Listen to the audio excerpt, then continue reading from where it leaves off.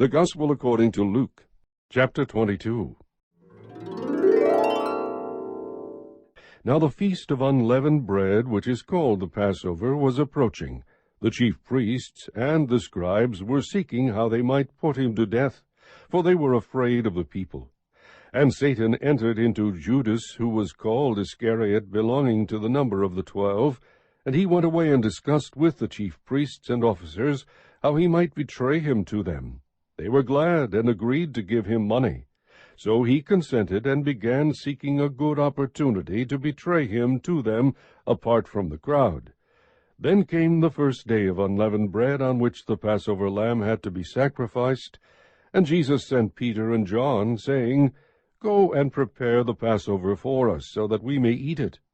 They said to him, "Where do you want us to prepare it?" And he said to them, "When you have entered the city, a man will meet you carrying a pitcher of water. Follow him into the house that he enters. And you shall say to the owner of the house, 'The teacher says to you, Where is the guest room in which I may eat the Passover with my disciples?' And he will show you a large, furnished upper room. Prepare it there." And they left and found everything just as he had told them, and they prepared the Passover. When the hour had come, he reclined at the table, and the apostles with him, and he said to them, "I have earnestly desired to eat this Passover with you before I suffer. For I say to you, I shall never again eat it until it is fulfilled in the kingdom of God." And when he had taken a cup and given thanks, he said, "Take this and share it among yourselves. For I say to you, I will not drink of the fruit of the vine from now on until the kingdom of God comes." And when he had taken some bread and given thanks, he broke it and gave it to them, saying, "This is my body, which is given for you. Do this in remembrance of me." And in the same way he took the cup after they had eaten, saying, "This cup which is poured out for you is the new covenant in my blood. But behold, the hand of the one betraying me is with mine on the table. For indeed, the Son of Man is going as it has been determined, but woe to that man by whom he is betrayed." And they began to discuss among themselves which one of them it might be who was going to do this thing. And there arose also a dispute among them as to which one of them was regarded to be greatest. And he said to them, "The kings of the Gentiles lord it over them, and those who have authority over them are called benefactors. But it is not this way with you. But the one who is the greatest among you must become like the youngest, and the leader like the servant. For who is greater, the one who reclines at the table, or the one who serves? Is it not the one who reclines at the table? But I am among you as the one who serves. You are those who have stood by me in my trials, and just as my Father has granted me a kingdom, I grant you that you may eat and drink at my table in my kingdom, and you will sit on thrones judging the 12 tribes of Israel. Simon, Simon, behold, Satan has demanded permission to sift you like wheat. But I have prayed for you that your faith may not fail, and you, when once you have turned again, strengthen your brothers." But he said to him, "Lord, with you I am ready to go both to prison and to death." And he said, "I say to you, Peter, the rooster will not crow today until you have denied 3 times that you know me." And he said to them, "When I sent you out without money belt and bag and sandals, you did not lack anything, did you?"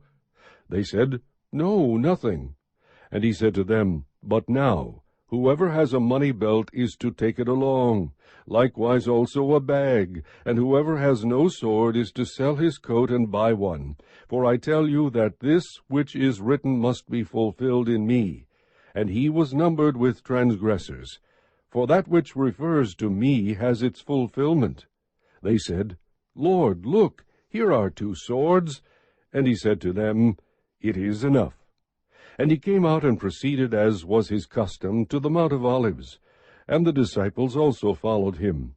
When he arrived at the place, he said to them, "Pray that you may not enter into temptation." And he withdrew from them about a stone's throw, and he knelt down and began to pray, saying, "Father, If you are willing, remove this cup from me. Yet not my will, but yours be done. Now an angel from heaven appeared to him, strengthening him. And being in agony, he was praying very fervently, and his sweat became like drops of blood falling down upon the ground. When he rose from prayer, he came to the disciples and found them sleeping from sorrow, and said to them, Why are you sleeping? Get up and pray that you may not enter into temptation.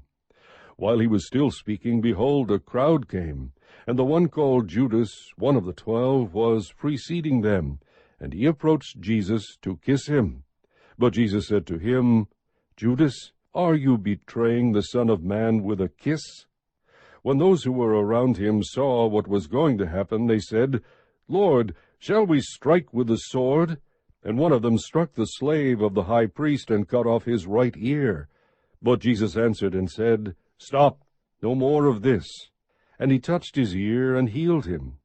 Then Jesus said to the chief priests and officers of the temple and elders who had come against him, Have you come out with swords and clubs as you would against a robber? While I was with you daily in the temple, you did not lay hands on me. But this hour and the power of darkness are yours. Having arrested him, they led him away and brought him to the house of the high priest. But Peter was following at a distance. After they had kindled a fire in the middle of the courtyard and had sat down together, Peter was sitting among them. And a servant girl, seeing him as he sat in the firelight and looking intently at him, said, This man was with him too. But he denied it, saying, Woman, I do not know him. A little later another saw him and said, You are one of them too. But Peter said, Man, I am not. After about an hour had passed, another man began to insist, saying, Certainly this man also was with him, for he is a Galilean too. But Peter said, Man, I do not know what you are talking about. Immediately while he was still speaking, a rooster crowed. The Lord turned and looked at Peter, and Peter remembered the word of the Lord, how he had told him, Before a rooster crows today, you will deny me 3 times. And he went out and wept bitterly. Now the men who were holding Jesus in custody were mocking him and beating him, and they blindfolded him and were asking him, saying, Prophesy, who is the one who hit you?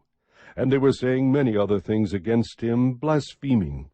When it was day, the council of elders of the people assembled, both chief priests and scribes, and they led him away to their council chamber, saying, If you are the Christ, tell us.